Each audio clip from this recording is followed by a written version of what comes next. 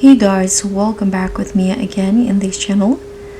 So on today's tutorial, I'm going to show you how you can catch the king jelly in Fish It Roblox.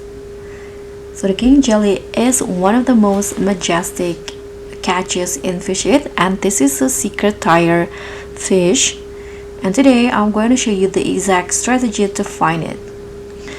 So first, when I try to find a secret in the ancient jungle, I use the fishing radar to find some of the best spot to fish.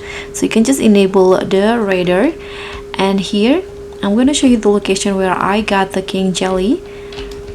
So you can just enable the fishing radar, and here I found the jelly in this purple locations where there is this diamond artifact. So this is where I got the secret king jelly.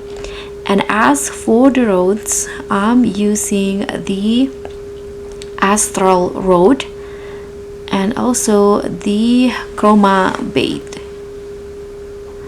So just try the trick and try your luck to get the secret in the ancient jungle.